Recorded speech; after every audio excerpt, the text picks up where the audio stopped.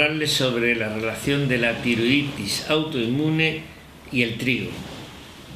Y ya ustedes se estarán preguntando qué relación tiene la tiroiditis autoinmune, tanto del yodo como del cloro, con el trigo. Bien, preliminares. En el año 1950, más o menos, los médicos que estudiaban el tiroides tenían una prueba diagnóstica que se llamaba descarga con perclorato, o sea, descarga del yodo del tiroides con cloro. Entonces al paciente le daban una dosis de cloro en forma de perclorato y le recogían la orina de 24 horas y veían la cantidad de yodo que se había descargado del tiroides con el cloro, porque el cloro tiene la capacidad de desplazar al yodo del tiroides. Si veía mucho yodo en la orina, pues decían, bueno, pues esto es una enfermedad tiroidea inducida por exceso de yodo, o esto es una enfermedad tiroidea inducida por defecto de yodo, que ya de paso, hablando del yodo, diremos que el yodo es malo tanto en exceso como en defecto. Por eso yo a las mujeres embarazadas que les mandan estos preparados nuevos que llevan 200 microgramos de yodo, a todas mis pacientes, sobre todo si tienen una tiroiditis autoinmune, les hago una yoduria en orina de 24 horas y si están en niveles altos les quito ese preparado. Bien, eso. Entonces hoy no vamos a hablar de contaminantes químicos, no vamos a hablar de las sustancias cloradas que atacaban al tiroides, como los policlorobifenilos, las dioxinas, que son 2 anillos de benceno con 4 átomos de cloro. No vamos a hablar de esa sustancia que está ahora mismo adquiriendo una gran importancia, que es la que se forma en el agua para consumo humano cuando echamos cloro como bactericida, que se une al metano, al CH4 y forman los triclorometanos. Tampoco vamos a hablar de eso, ni vamos a hablar de los pesticidas organoclorados, ni de otras muchas sustancias cloradas que atacan al tiroides porque desplazan al yodo del tiroides y entonces cuando llegan las enzimas formadoras de hormona tiroidea, pues resulta que se encuentran que no hay yodo, entonces se lían un poquito, el sistema inmune enseguida interviene intentando ayudar a la glándula y aparece la tiroiditis autoinmune porque aparecen anticuerpos que en realidad son autoanticuerpos porque en realidad en vez de eliminar las toxinas lo que hacen es que atacan a nuestra propia glándula. Bueno, lo de la descarga por perclorato lo digo por lo que era la medicina pues en el año 1950, después de todo estamos en el 17, son 67 años. Gluten y tiroides. Gluten. El gluten, como sabéis, forma parte del trigo, tiene muchas proteínas, pero las dos más importantes son la gliadina y la gluteína. Sobre todo la gliadina, que es la que tiene más capacidad antigénica.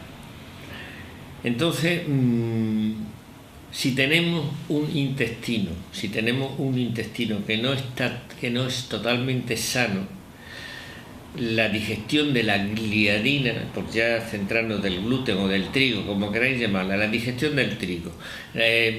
También ya deciros que trigo ya hay muchos híbridos de trigo, o sea que no es como antes, hace 50 años tomábamos todo el mismo trigo, hoy día cada uno toma el trigo que le toca en su zona y eso también está contribuyendo a que el trigo se haya hecho más tóxico, concretamente el gluten y concretamente la gliadina y otras proteínas, porque de paso diré que el trigo tiene casi 1000 proteínas diferentes. Entonces,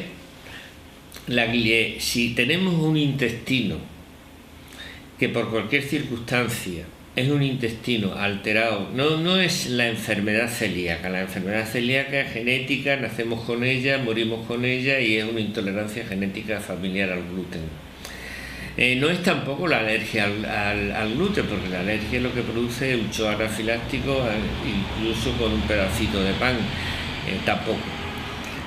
Tenemos la tercera y la cuarta manifestación de intolerancia al gluten, que es la sensibilidad, que es lo mínimo, y la intolerancia. La intolerancia y la sensibilidad. Intolerancia al gluten y sensibilidad.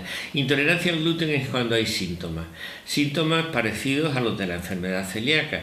Es decir, cuando una persona toma trigo, gliadina,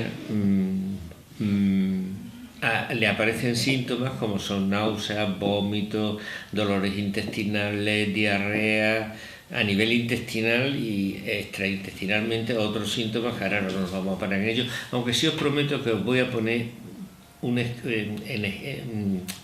escritura, escrito, este artículo, esta comunicación, pero un poquito más extensa porque esto es larguísimo, o sea, no os podéis imaginar la que se está liando con la alimentación aparentemente natural. Claro, aparentemente natural, cuando hablamos del trigo, no lleva sustancias químicas, pero es un híbrido, Entonces, ¿qué pasa? ¿Qué pasa con la gliadina y el tiroides? Pues no os sorprendáis, pero la gliadina y el tiroides tienen una estructura molecular muy similar. Muy similar. O sea que eso significa que si tenemos un intestino enfermo, permeable, que permite que se absorba trigo mal digerido, no digerido, trocitos de trigo, trocitos de gliadina, pues entonces nuestro sistema inmune enseguida reacciona y forma anticuerpos antigliadina.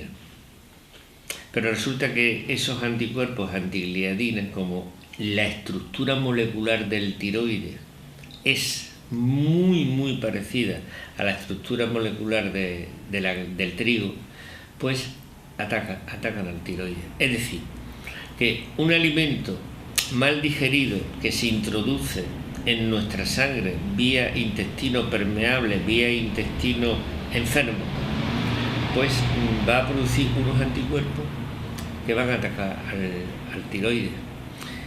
Entonces, claro, esto lo veníamos intuyendo y estudiando desde hace 2-3 años, pero no vamos a empezar ahora a hacer ensayos clínicos con aplicación en personas que estén muy afectadas de enfermedad intestinal y tiroiditis autoinmune.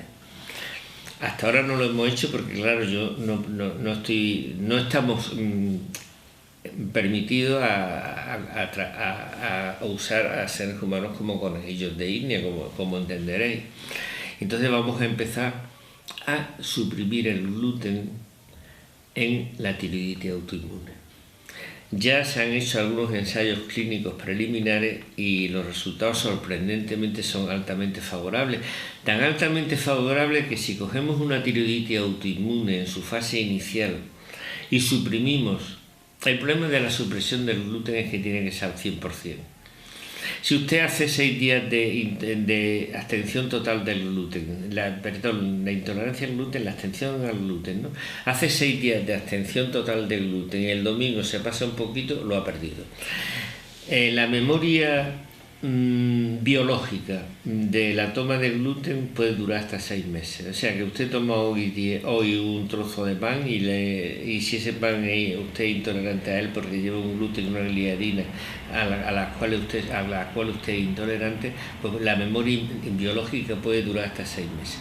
Entonces, el problema está en que, claro, si nosotros detectamos una tiroiditis autoinmune en su fase inicial, que a lo mejor solamente tiene los anticuerpos, pero tiene la T3, la T4, las hormonas tiroideas las tiene normales, la TSH la tiene normal, además que tiene anticuerpos, y cogemos y empezamos a tratarlo suprimiéndole totalmente el gluten durante al menos 6 meses, podemos primero evitar que la enfermedad progrese y segundo podemos a lo mejor conseguir una restitución ad integrum, o sea, una curación total de esa tiroiditis que se estaba iniciando y que si no la paramos, pues va a producir por lo que hoy conocemos como la tiroiditis autoinmune, que siempre decimos esto es una enfermedad crónica que decíamos, esto es una enfermedad crónica que es para toda la vida.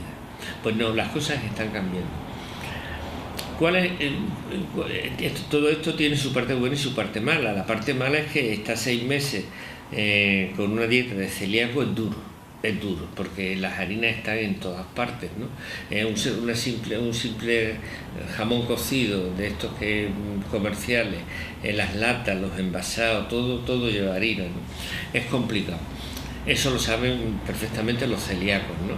Pero bueno, el hacer una dieta durante 6 meses de celíacos, si va a suponer una curación de la tiroiditis que se está ya larvando, pues quizás merezca la pena, vamos a ver, porque estamos en los inicios del estudio. Todo esto yo lo voy a dar por escrito y lo vamos a publicar en la misma web para que lo tengáis, lo que podéis comer, lo que no podéis comer. Ya sabéis que no solamente el trigo, la cebada, el centeno, la espelta, que aunque tiene mucho menos gluten, pero también tiene, ¿no? Entonces, como datos también importantes que os quiero transmitir, es que estábamos viendo en la población general un déficit severo de vitamina D, la D de Dinamarca, la del sol. Y ahora resulta que había un autor japonés que ha descubierto que la falta de vitamina D favorece muy mucho la tiroiditis autoinmune. O sea que parece que también va a haber una relación entre esa epidemia de déficit de vitamina D de Dinamarca y la tiroiditis autoinmune. Y no me voy a extender mucho más, pero es que hay autores, por ejemplo, este doctor, que lo tengo aquí apuntado, el doctor Per Matter, que trabaja en Estados Unidos, es un neurólogo y además también se dedica también a nutrición. Y entonces él está estudiando el Alzheimer, el Parkinson, el autismo, enfermedades neurológicas degenerativas. ¿Y cuál es nuestra sorpresa cuando estamos viendo que le está quitando el gluten? Le está eliminando el gluten totalmente de la dieta a enfermos de este tipo, incluso niños con autismo o con hipermotilidad o con déficit de concentración o con pérdida de memoria, aparte del Alzheimer y el Parkinson. El Alzheimer se calcula que dentro de 30-40 años un tercio de la población americana va a tener Alzheimer, de más de 60 años, claro. Y como eso, otras cosas, porque por ejemplo, un dato importante para mí, la sensibilidad, no la intolerancia, la sensibilidad al gluten puede estar produciendo enfermedades extraintestinales sin dar ningún síntoma intestinal. Por tanto, pues, se va a imponer el hacer la determinación de intolerancia al gluten, no sirve, falsos negativos. Una persona que es intolerante al gluten o sensible al gluten, usted le hace un test de celiaquía, por decirlo de alguna forma, antitraglutaminasa, IgA celiaquía, y le da negativo, pero es un falso negativo, no sirve. ¿Qué es lo que sirve? Pues ante la duda de que el gluten esté influyendo en esa enfermedad intestinal o extraintestinal o la tiroiditis autoinmune, es la supresión total del gluten durante 6 meses y no tenemos otro camino. Y así vamos a empezar a hacerlo en las personas. Hombre, lo ideal sería empezar a hacerlo en las personas que se están iniciando en la enfermedad. Pero claro, es muy difícil que tú a una persona de 25 años le digas, pues mire usted va a estar 6 meses haciendo una dieta celíaca que hay que reconocer que es dura. Pero bueno, lo emplearemos en personas que realmente tengan una evolución tórpida, porque también hemos comprobado que las personas esas que necesitan dosis muy altas de tirosina para controlar sus niveles de TSH es también por falta de vitamina D. Es decir, esto es un gran rompecabezas, son aquí 200, 300 piezas, pero ya estamos aunando algunas y vamos a seguir aunándolas, vamos a seguir investigando. No hemos hablado de contaminantes químicos, claro, si a todo esto que hemos dicho de la antigenicidad cruzada que tiene el gluten con el tiroides, el trigo con el tiroides, o sea que tienen los mismos antígenos, producen anticuerpos que atacan tanto a la gliadina como al tiroides y a la mielina, la vaina protectora de los nervios y también a proteínas del sistema nervioso central, hepática, la enfermedad autoinmune, ¿no?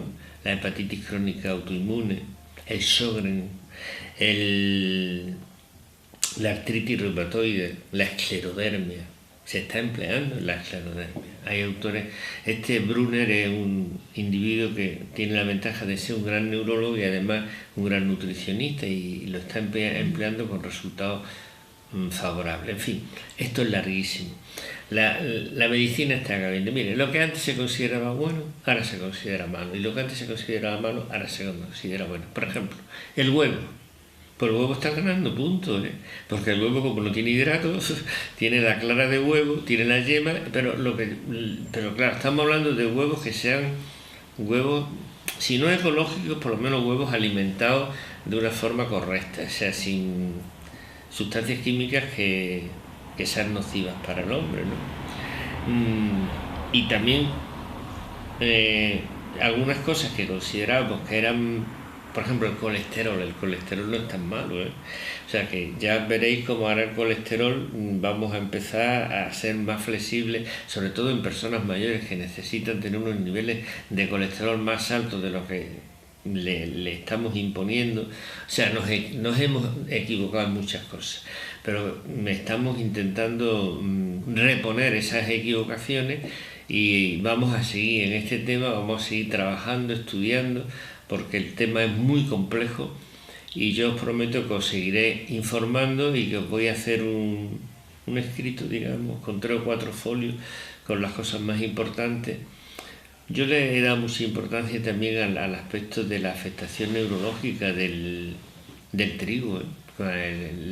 Cómo favorece el Alzheimer y el Parkinson, el autismo, los niños con hipermotilidad, Sjögren, artritis reumatoide. Bueno, lo dejamos para otro día. Seguimos otro día. Muchas gracias a todos. Buenas tardes.